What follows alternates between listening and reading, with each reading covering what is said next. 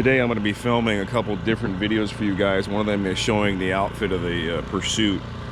A lot of guys don't really know how to rig their boats, and it's kind of a wild guess. So I want to go over some pointers on it. After rigging, a couple hundred boats with power, I think at this point I know what I'm doing. Maybe not at the beginning, but anyway, all for now. I'm going to be stopping up here and giving you guys a little tour of the Pursuit and explain a couple dynamics on the outboards.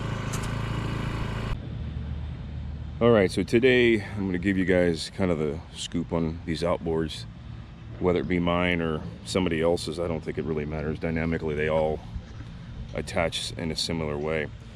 So first thing I want to kind of make sure you guys are realizing is that you don't want to put a whole lot of weight on the back of these. I know they're rated for physical gross weight, but you got to remember these outboards are on, they're attached to plastic. So I definitely recommend fortifying that back transom with some type of mount. New Canoe's usually pretty good about recommending their steel mounts, stainless steel it is, which I definitely can tell you it's a plus. The rigidity is 9-day. For the guys that don't have transoms, you got a couple choices.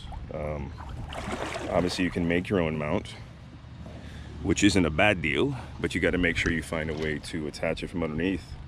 And that's not always easy. So what I usually do is I'll do a bracket on the back with nutserts to make sure I hold that engine. The common misnomer is that we can throw 3, 4, 5 horse in the back of these and get 10 miles an hour out of it. It's not going to happen. First off, once you overpower the boat, it's dangerous. I've done it. Second of all, you got to realize these hulls are not meant to have power, at least not originally in the designs. We modify them only because we want to cruise. So going over 2.5 horsepower, I don't care what anybody says, it's dangerous. I ran a 3 horsepower on the back, and I will tell you I lasted maybe about a mile, and that was it. I took it off. Too much power, too much torque, and that's just the way it has to be sometimes, guys. I know we want to go faster, but man, trust me, you wipe out, which I have done, wipe out doing 7 miles an hour. It's not pretty. So anyway, going back to the mounts, let me show you guys here. You'll see that I always put a piece of plastic in front of mine. These brackets on my particular builds have plenty of room to pretty much fit every type of transom. I always run plastic back there. You'll see kind of sits in between the bracket and the stainless steel motor mount. It takes a lot of vibration out. Not that these have a lot, but I do do that anyway because I'm one of those aesthetic people that don't like to scratch things up. This happens to be a 2 horsepower Honda power head on an upgraded leg running an external fuel system. Now, traditional outboards, I will tell you, that's not going to happen. They usually run tanks that are either under pressure or the fact that you can't get to them because they're way in the back and you can't modify the caps because then it won't, bring the gasoline into the car. These Honda power heads are not, they're using basically atmosphere. They're not worrying about pressurizing the tank, which is a bonus. You'll see at the top there the fitting as it runs down the side has a filter. So what I did is I modified a gallon can by running a fitting through the top, and I actually still use the pourer in there, but I go into the bottom with another hose. The key is to make sure that that point of reference there where it clamps on is completely sealed up. You get any air in there, it's not going to pump to the bulb. So this basically is what I'm looking at today. Again, external pull system. I get guys that ask me all the time, hey, what about electric start? It'd be cool, but it's a failure point, and that's why I won't do it. The external pull on these is very simple, guys. It's just a couple of tugs. It's not like a normal traditional engine. These you can pull with 2 fingers. There's not a person that has bought one of these that does not agree with me. Very simple process. I don't like complicating things.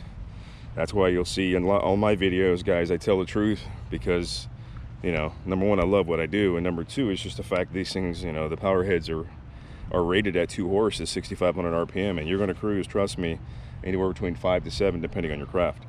So the start on these is basically you prime it 1 time during the day, and that's pretty much it. The rest of the day you can just crank and go as much as you want.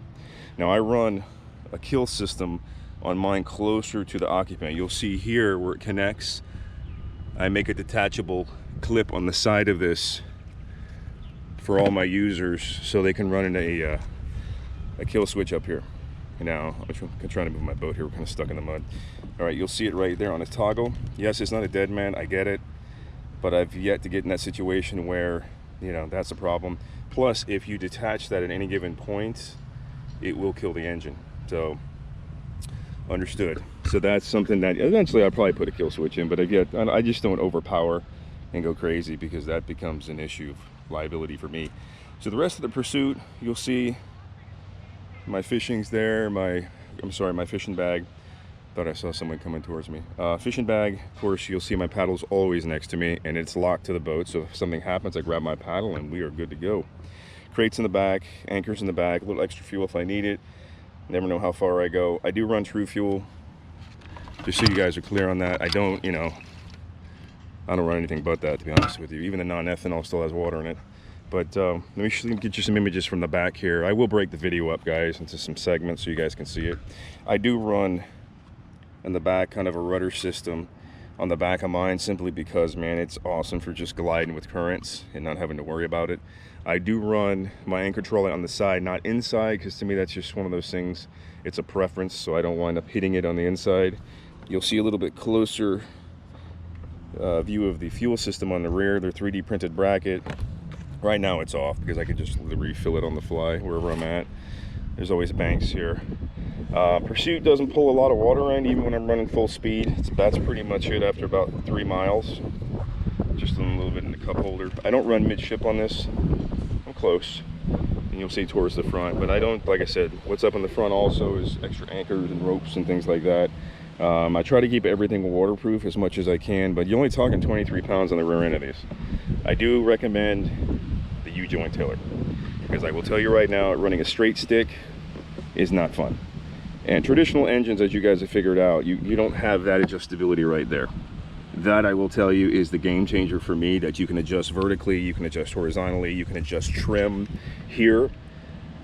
I do even have trim and tilt, electric using an actuator, but I don't know, I guess I get lazier as I get older. But you'll see on here, like I said, if you were to flip that over, it'll actually angle even more. But I like keeping my stick straight and angle the tiller right next to me. So you'll see when you pivot, a lot of people have an issue with this at the beginning because they don't know how to pivot well. You just got to make sure you pick it up. And I normally have a fishing pole in my hand so the tiller doesn't hit it, but you have complete adjustability back here, including the vertical height of this, which I think is the main issue of traditionals, is that you guys do not run that prop in the right spot. It winds up being too low, and the center of gravity of the engine's too high. It tweaks the back of the transom, and it's over. I mean, the fact that I can get out of this craft, which you'll see a little bit later, 6.7 miles an hour on flat water with a stainless steel prop with a 2-horse is fantastic. And this is one of my originals. I beat these things just to the point and see how long it'll last, but you can see down there, if you can kind of see the prop, it doesn't have that new tech cavitation plate, so it shows you how old these are. Hey, we got some mullet jumping. So right now we're kind of in the canal system south of Florida, technically southeast Florida. The brackish water here, of course, it's a mixture of fresh and salt. You get a lot of mullet coming through here. Every once in a while you'll see manatees. Beautiful water today though, I tell you, I had to get out just to kind of run it. But that's it, guys, that's what you're seeing. I am going to swap my seat at some point for my Millennium. But that's it, man. A 1-gallon tank can get you all weekend. You know, I always keep a little bit of spare fuel. I'm just one of those types to do that. I run plugs in. If I mentioned that before, some guys ask me how much water comes in. Well, that's what you see. And that's it. That's my setup, man. You know, nothing crazy. I don't bling it out. I don't use electronics. You know, I'm not one of those guys. I just like to fish, man. I sight fish. So there you have it. Honda 2.0 50cc GX50.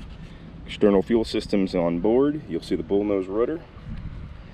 You know, you'll notice that half of it's out of the water, and now when my big butt's in there, you'll see I get about probably, I don't know, 3/4 of it in. Doesn't matter. It still works like a champ. The only thing I will tell you about the bullnose, even though I like it, is that they don't use fittings for stainless steel. I mean, for salt water. Those fittings rust. So what I did is I rust bulleted them and threw a little grease in there. And that's it. It's good to go. I did have to kind of shave the mount on top a little bit. You guys see it here. I shaved that down. I'm always customizing these things, but it's worth every penny. For 35 bucks on Amazon, you can't go wrong. And you'll see, of course, here I also keep my personal stuff in here, cell phone, keys, and all that. So that definitely is coming with me if I happen to fall out. So anyway, there's the New Canoe Pursuit. Yeah, I'm definitely, as you can tell, I'm not totally partial to new canoe. Love them, but pretty much every boat can rig out the same way. The gunnel height, like I said, for most of the time, the new canoe tends to be a little higher, which I love. Boats that have, you know, kind of, you know, 4 or 5 inch of gunnel height, you know, once you get in it, you got to remember it sinks into the water, so that becomes more of an issue sometimes when you're under power and you're hitting waves. But these new canoes handle it, man, no question about it. These motor systems are almost made for it. Everyone that we apply these to is just a happy camper, man, especially when you can start it, man, 2 fingers. You don't have to yank your shoulder off, and you can do it backwards, which means you don't even have to look at the engine, just crank it. So there you go, guys. We'll get some run time in a little while, but I need to fish and just kind of chill. So there we go. New canoe Pursuit. I believe we're 13.5 feet long. I don't know how much this thing weighs. I think it's in the 70s, but pretty much we're good to go. I would say with me and everybody else, or everything else on here, we're probably looking at over 300 pounds. All right, guys, I'm going to show you how easy this thing is to start. Of course, there's my 2-way toggle. Inside of here, just so you guys can see this, what I usually do is I always carry a spare, because I've already had one fail over time because I wasn't paying attention. I do keep sometimes my battery in for lights or whatever, but it's very simple to start, guys. Just flip that up. You don't have to choke it, prime it, nothing. Just, again, you're going to grab that handle. I make it a little bit too long, but it's just easier for me to grab. So what I usually do is I reach around and just give it a tug.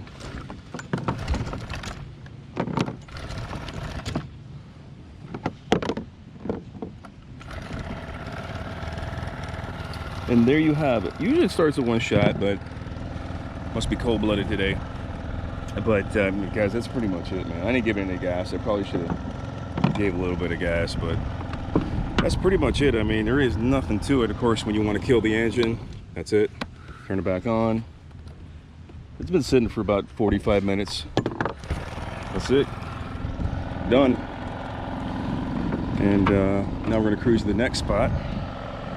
Then we'll get some run time on this. Now you'll see the pivot on this. I mean, you can almost literally knock around. It's definitely its own dime. Now I got 1 rod missing, so that helps me turn.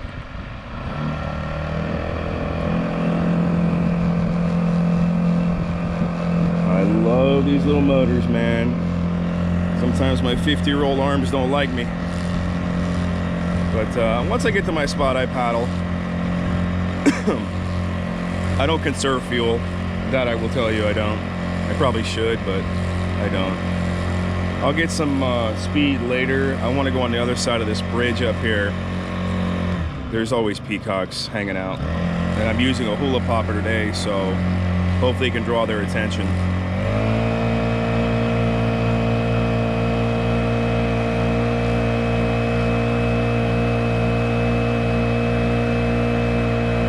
And that's about half throttle. Beautiful day out.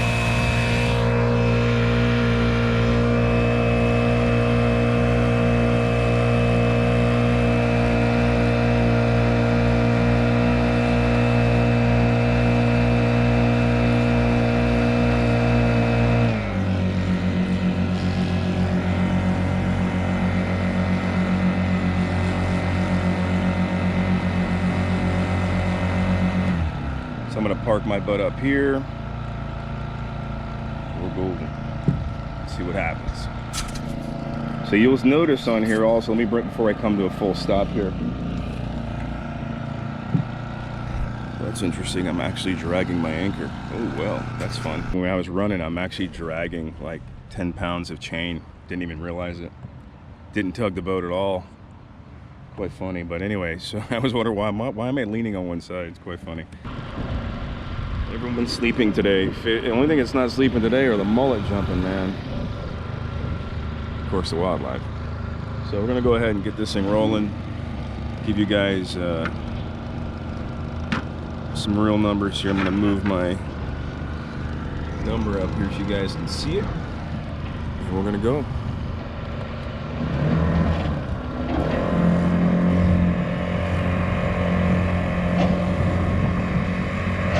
This is in the Pursuit 13.5-ish.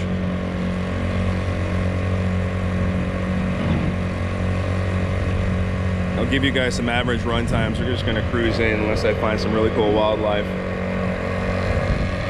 So we're cruising right now about 4.2-ish. And I'm only really on the first click.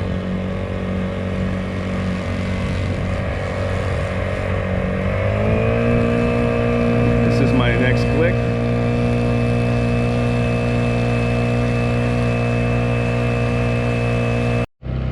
So right now we got about 5.7, 5.8 roughly with the Pursuit. And of course, wasn't paying attention on the last run. I actually hit the kill switch. I was like, what happened? But yeah, beautiful day out. A lot of wildlife out today. Look at the size of that turtle. That's a big one. But yeah, so I'm gonna go by these guys with a John boat, watch them breaking necks. We'll see. But we got 5.8. Average is probably 5.6 to 5.8. Currents kind of all over the place. And yep, there is freshwater currents in these canals. But right now we're cruising about 4.3, and we're not even gassing it. So we're gonna head back into the launch. Beautiful day out here. We got low 60s this morning.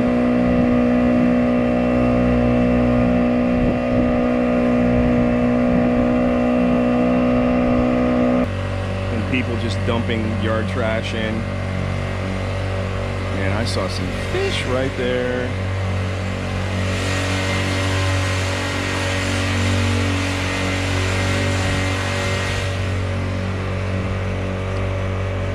We need a cold snap to get rid of some of these iguanas, man. They're everywhere.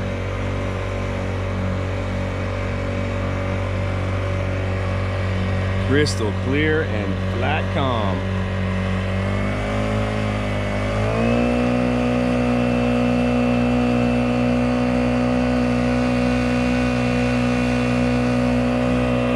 I tell you, this Pursuit is so smooth under power. No loss of torque ever. And I gotta be honest with you, this is also why I don't do electric. It's not because I don't like electric, it's simply because there's too many failure points. Look at all those iguanas, man. There's like 6 of them right there. Oh, look at the big grandpa. Yeah, buddy. Chicken of the canals, I guess. Anyway, going back to what I was saying, I get distracted, I'm telling you. I don't do electric simply because there's too many failure points. You know, I see guys, you know, blowing their controllers, always asking the same question about batteries and duration and this, that, and the other. I mean, I don't, in my opinion, I still don't believe that it's any better for the environment. Maybe better for your ears, but it's not better. It can't be better for the environment. That lithium's got to go somewhere. Anyway, long story, like I said, I tried electric one time.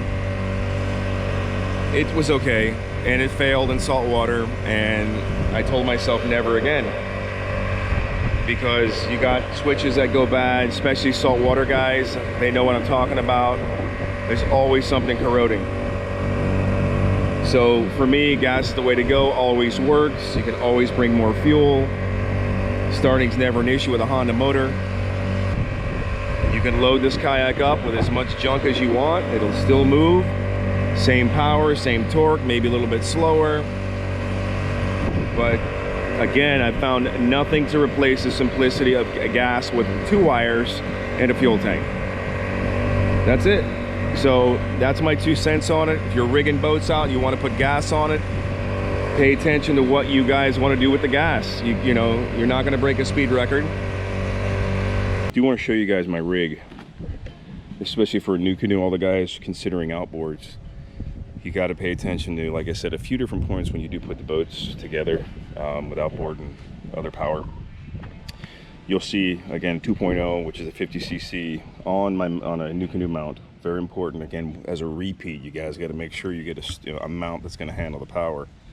The only thing I tell you I don't like is inside of here, it's a little bit loose, and I don't want to squeeze it anymore. It seems like it spins and has a little bit of play, but I mean, at this point, it hasn't given me any problem.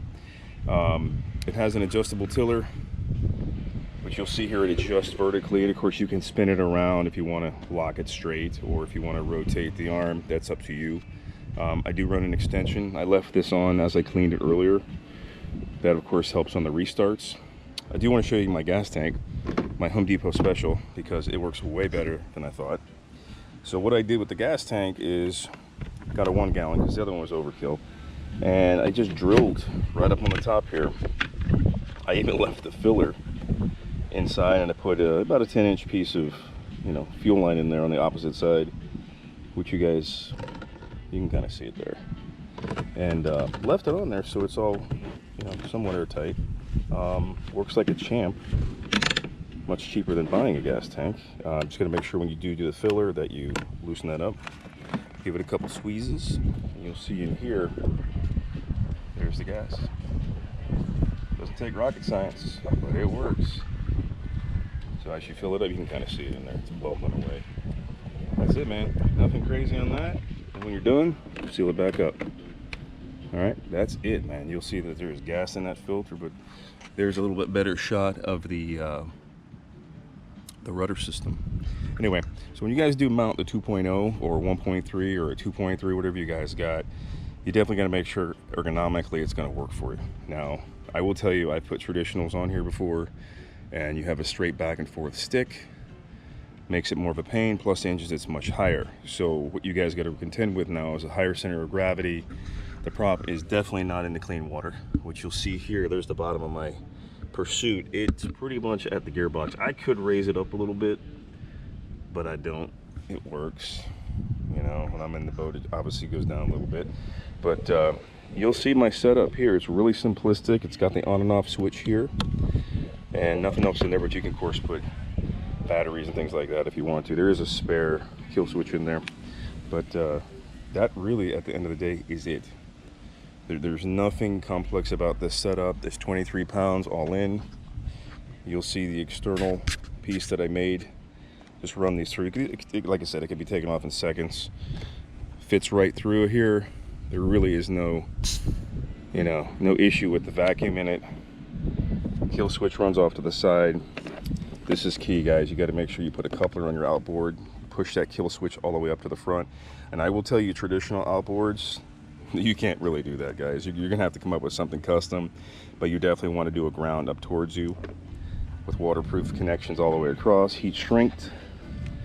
And you'll see in here, I know I showed this to you guys earlier, but always keep a spare.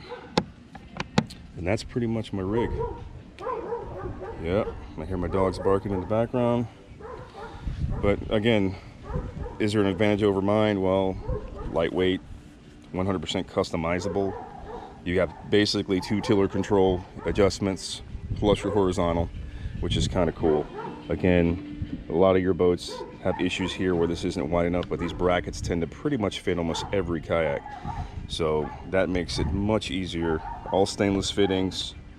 You notice it's nice and shiny because that 3WD-40 all over it, which is awesome. So basically I just squirt it all down. I don't usually get water on the power head unless I take a wave or I'm going real fast and I jump stuff. Then I get a little water on the front cowling, but that kind of doesn't matter. It wipes off. But this motor has probably got about 40 hours on it, and it looks clean. Little TLC, that's it. But there's your gas tank. Use the back strap on this so it doesn't go anywhere. And usually it's in my crate, but I wanted to show it to you guys outside the crate, and that's pretty much it. I don't run midship. Somebody asked me about that before. I do not run midship. I am probably about 35-40%, actually, yeah, 35-40% forward. I like to have the front space. But there's your build.